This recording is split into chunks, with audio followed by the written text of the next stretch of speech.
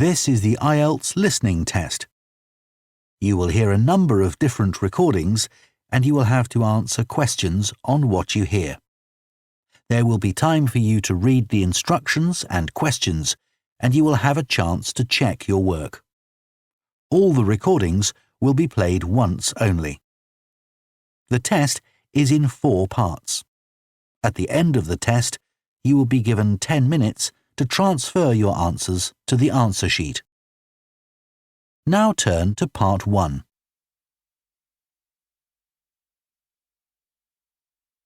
Part 1. You will hear a woman phoning a company that converts old photographs to digital format. First, you have some time to look at questions 1 to 3.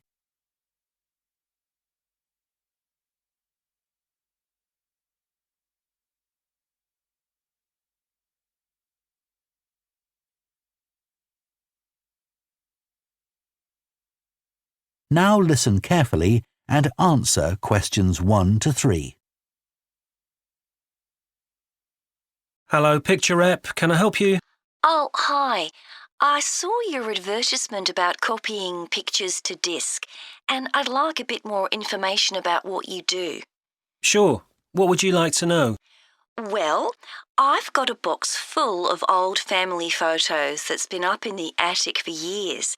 Some of them must be 50 or 60 years old, and I'd like to get them converted to digital format. Sure, we can do that for you. Right. And what about size? The photos are all sorts of sizes. Are there any restrictions? Well, the maximum size of photo we can do with our normal service is 30 centimetres, and each picture must be at least 4 centimetres. That's the minimum we can cope with. Well, that should be fine. And some of them are in a frame. Should I take them out before I send them? Yes, please. We can't copy them otherwise. And also the photos must all be separate. They mustn't be stuck into an album. OK, that's not a problem. So can you give me an idea of how much this will cost? I've got about 360 photos, I think. We charge £195 for 300 to 400 photos for the basic service. OK, and does that include the disc? Yes, 1 disc, but you can get extra ones for £5 each. That's good. So do I need to pay when I send you the photos? No, we won't need anything until we've actually copied the pictures. Then we'll let you know how much it is, and once we've received the payments, we'll send the parcel off to you. Right. Before you hear the rest of the conversation, you have some time to look at questions 4 to 10.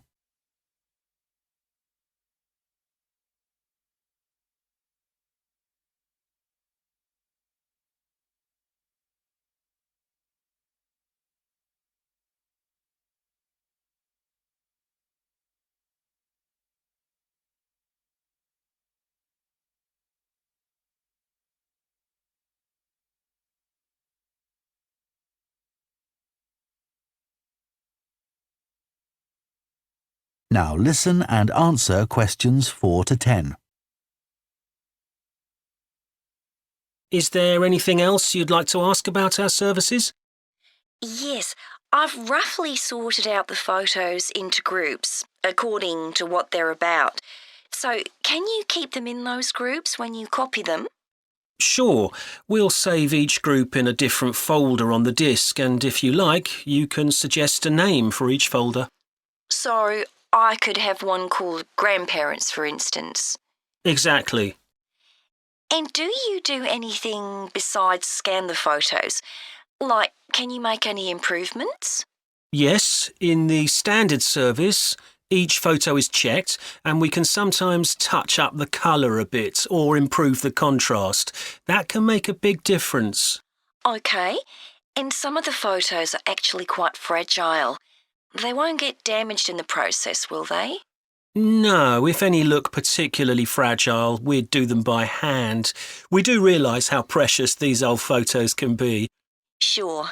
And another thing is we can make changes to a photo if you want. So if you want to remove an object from a photo or maybe alter the background, we can do that. Really?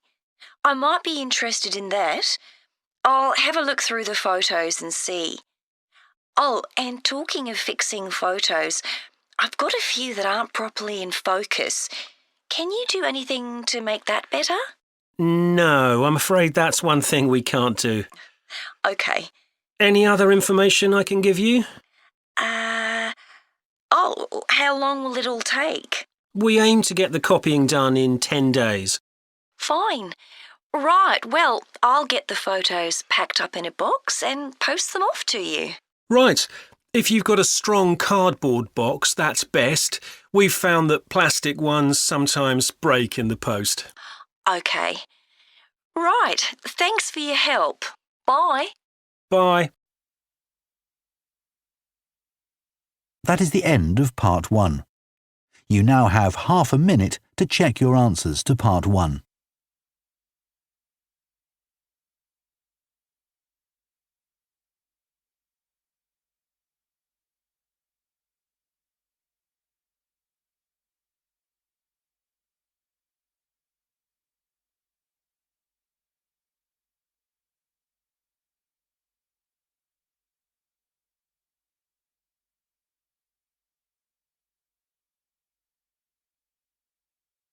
Part 2.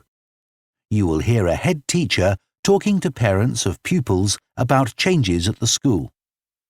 First, you have some time to look at questions 11 to 15.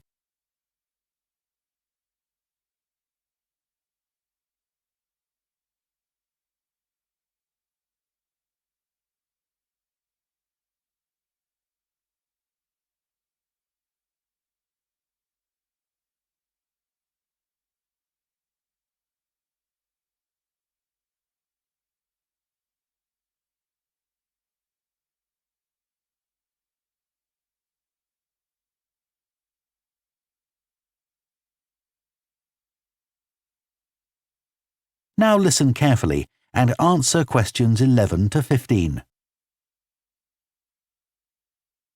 Good morning, and thank you for coming here today.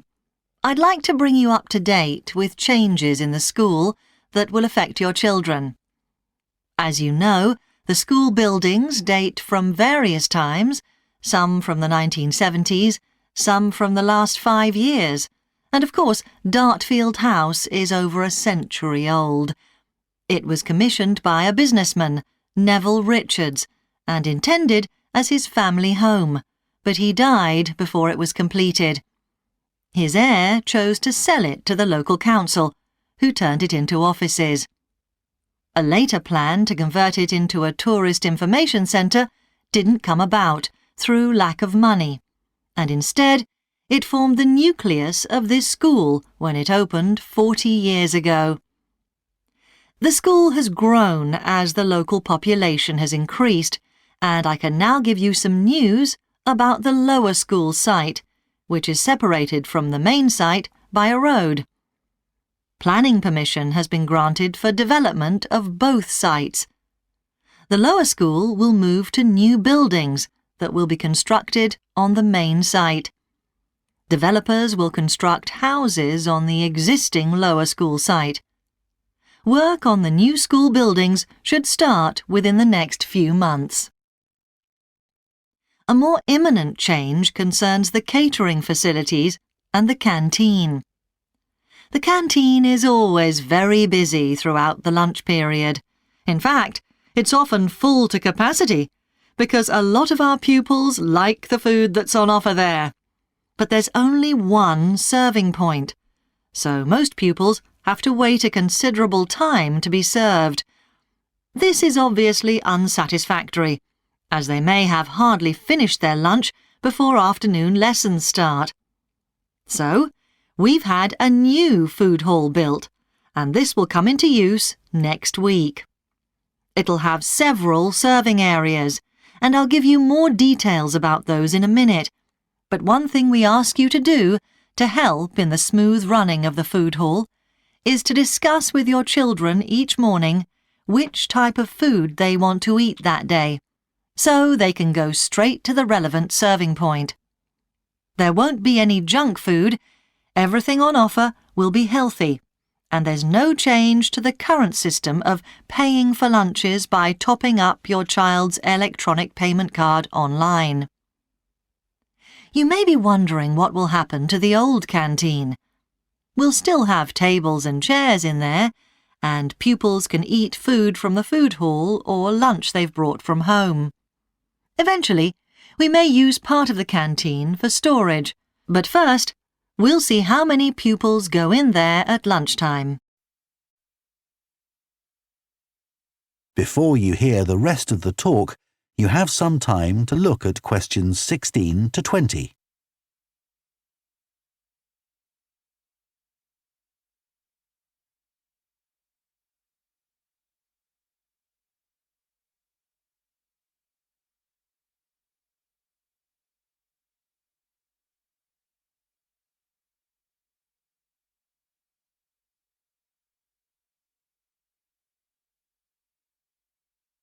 Now listen and answer questions 16 to 20. OK, back to the serving points in the food hall, which will all have side dishes, desserts, and drinks on sale, as well as main courses. One serving point we call World Adventures. This will serve a different country's cuisine each day. Maybe Chinese one day and Lebanese the next. The menus will be planned for a week at a time, so pupils will know what's going to be available the whole of that week.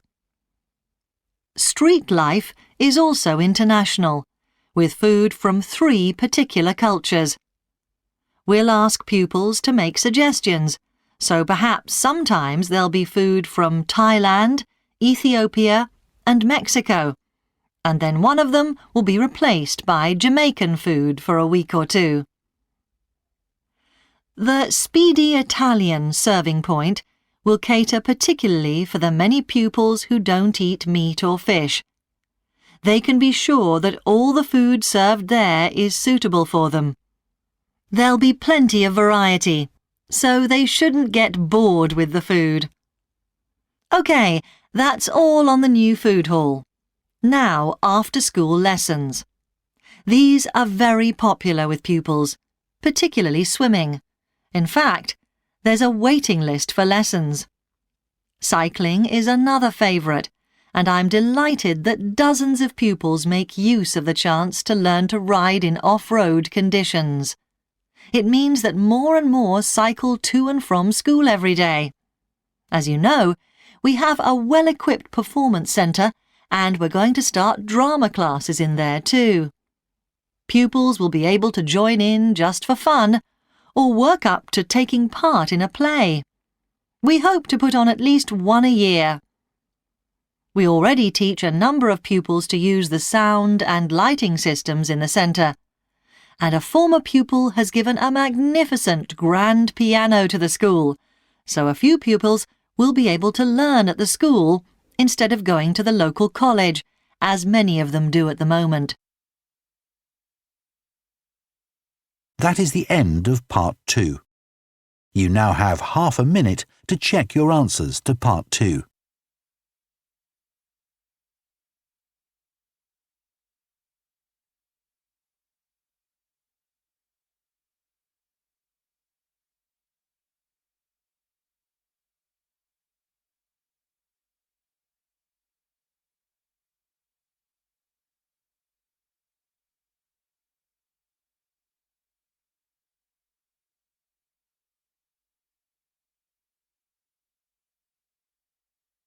Part 3. You will hear 2 psychology students called Luke and Susie discussing their assignment on sleep and dreams. First, you have some time to look at questions 21 to 24.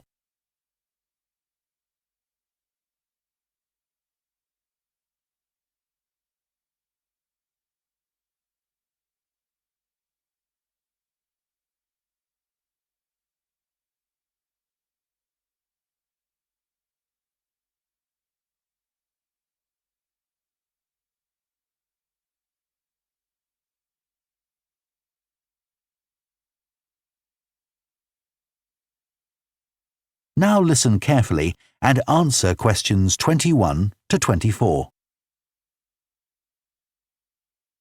So, Luke, for our next psychology assignment, we have to do something on sleep and dreams. Right. I've just read an article suggesting why we tend to forget most of our dreams soon after we wake up. I mean, most of my dreams aren't that interesting anyway. But what it said was that if we remembered everything, we might get mixed up about what actually happened and what we dreamed. So it's a sort of protection. I hadn't heard that idea before. I'd always assumed that it was just that we didn't have room in our memories for all that stuff. Me too. What do you think about the idea that our dreams may predict the future? It's a belief that you get all over the world. Yeah, lots of people have a story of it happening to them. But the explanation I've read is that for each dream that comes true, we have thousands that don't, but we don't notice those. We don't even remember them. We just remember the ones where something in the real world, like a view or an action, happens to trigger a dream memory. Right. So it's just a coincidence, really. Something else I read about is what they call segmented sleeping. That's a theory that hundreds of years ago, people used to get up in the middle of the night and have a chat or something to eat, then go back to bed. So I tried it myself. Why? Well, it's meant to make you more creative. I don't know why, but I gave it up after a week. It just didn't fit in with my lifestyle. But most preschool children have a short sleep in the day, don't they? There was an experiment some students did here last term to see at what age kids should stop having naps, but they didn't really find an answer. They spent a lot of time working out the most appropriate methodology, but the results didn't seem to show any obvious patterns. Right. Anyway, let's think about our assignment. Last time I had problems with the final stage, where we had to describe and justify how successful we thought we'd been. I struggled a bit with the action plan too. I was okay with the planning, but I got marked down for the self-assessment as well. And I had big problems with the statistical stuff. That's where I really lost marks. Right. Before you hear the rest of the discussion, you have some time to look at questions 25 to 30.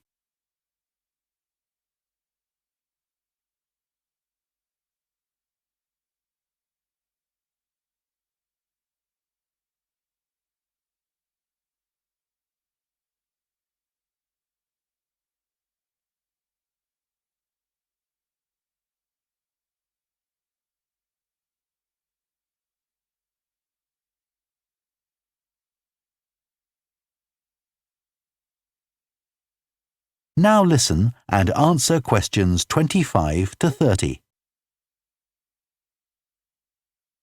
So, shall we plan what we have to do for this assignment? Okay. First, we have to decide on our research question. So, how about, is there a relationship between hours of sleep and number of dreams? Okay. Then we need to think about who we'll do the study on. About 12 people? Right. And shall we use other psychology students? Let's use people from a different department. What about history? Yes, they might have interesting dreams. Or literature students. I don't really know any. OK, forget that idea. Then we have to think about our methodology. So we could use observation, but that doesn't seem appropriate. No. It needs to be self-reporting, I think. And we could ask them to answer questions online. But in this case, paper might be better, as they'll be doing it straight after they wake up. In fact, while they're still half asleep. Right. And we'll have to check the ethical guidelines for this sort of research. Because our experiment involves humans, so there are special regulations. Yes. I had a look at those for another assignment I did.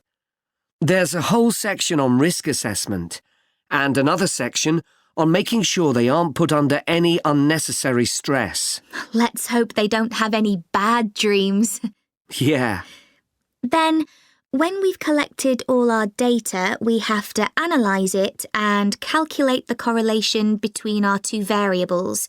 That's time sleeping and number of dreams, and then present our results visually in a graph. Right, and the final thing is to think about our research and evaluate it.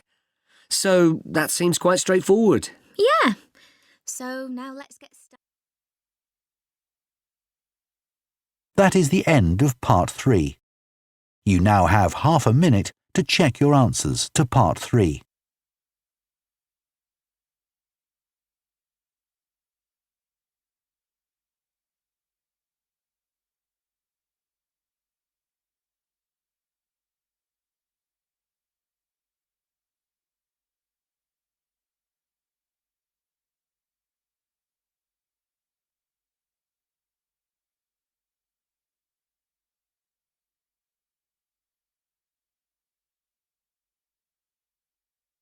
Part 4. You will hear a sports science student giving a presentation on the health benefits of dance. First, you have some time to look at questions 31 to 40.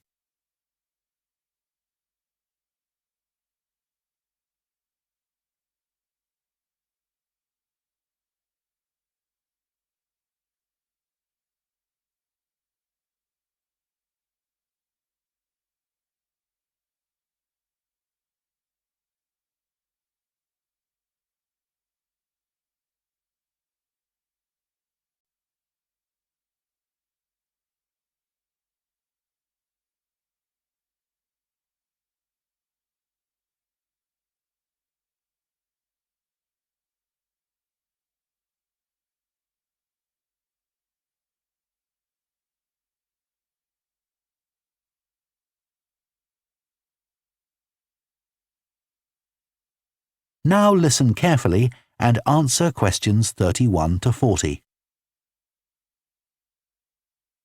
Dancing is something that humans do when they want to have a good time. It's a universal response to music found in all cultures. But what's only been discovered recently is that dancing not only makes us feel good, it's also extremely good for our health. Dancing, like other forms of exercise, releases hormones, such as dopamine, which make us feel relaxed and happy. And it also reduces feelings of stress or anxiety. Dancing is also a sociable activity, which is another reason it makes us feel good. One study compared people's enjoyment of dancing at home in front of a video with dancing in a group in a studio. The people dancing in a group reported feeling happier, whereas those dancing alone did not. In another experiment, university researchers at York and Sheffield took a group of students and sent each of them into a lab where music was played for 5 minutes. Each had to choose from 3 options: to sit and listen quietly to the music, to cycle on an exercise bike while they listened, or to get up and dance. All were given cognitive tasks to perform before and after. The results showed that those who chose to dance showed much more creativity when doing problem-solving tasks. Dr. Lovett at the University of Hertfordshire believes dance could be a very useful way to help people suffering from mental health problems. He thinks dance should be prescribed as therapy to help people overcome issues such as depression.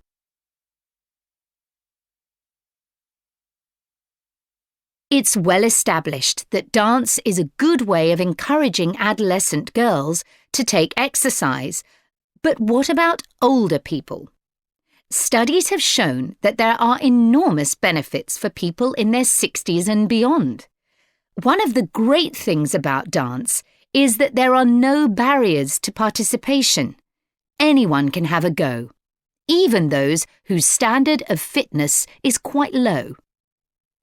Dance can be especially beneficial for older adults who can't run or do more intense workouts, or for those who don't want to. One 2015 study found that even a gentle dance workout helps to promote a healthy heart. And there's plenty of evidence which suggests that dancing lowers the risk of falls, which could result in a broken hip, for example, by helping people to improve their balance. There are some less obvious benefits of dance for older people too. One thing I hadn't realised before researching this topic was that dance isn't just a physical challenge. It also requires a lot of concentration, because you need to remember different steps and routines. For older people, this kind of activity is especially important because it forces their brain to process things more quickly and to retain more information. Current research also shows that dance promotes a general sense of well-being in older participants, which can last up to a week after a class. Participants report feeling less tired and having greater motivation to be more active and do daily activities such as gardening or walking to the shops or a park. Ballroom or country dancing, both popular with older people, have to be done in groups. They require collaboration and often involve touching a dance partner, all of which encourages interaction on the dance floor. This helps to develop new relationships and can reduce older people's sense of isolation, which is a huge problem in many countries. I also looked at the benefits of Zumba. 15 million people in 180 countries now regularly take a Zumba class, an aerobic workout based on Latin American dance moves. John Porcari, a professor of exercise and sports science at the University of Wisconsin, analysed a group of women who were Zumba regulars and found that a class lasting 40 minutes burns about 370 calories. This is similar to moderately intense exercises like step aerobics or kickboxing. A study in the American Journal of Health Behaviour showed that when women with obesity did Zumba 3 times a week for 16 weeks, they lost an average of 1.2 kilos and lowered their percentage of body fat by 1%.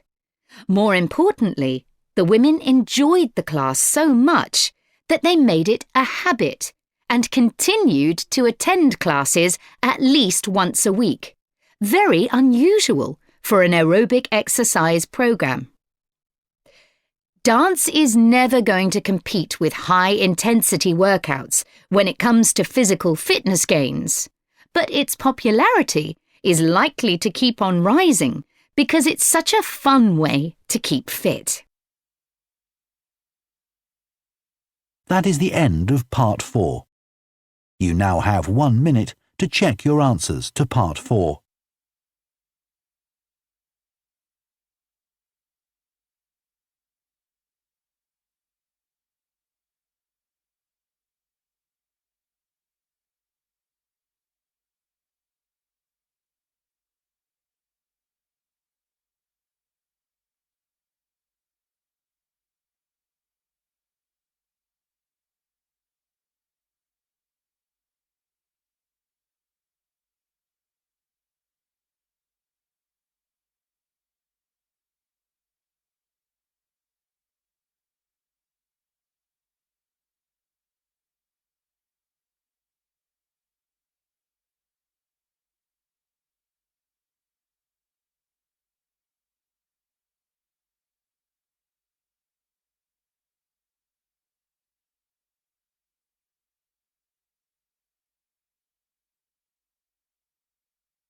That is the end of the listening test.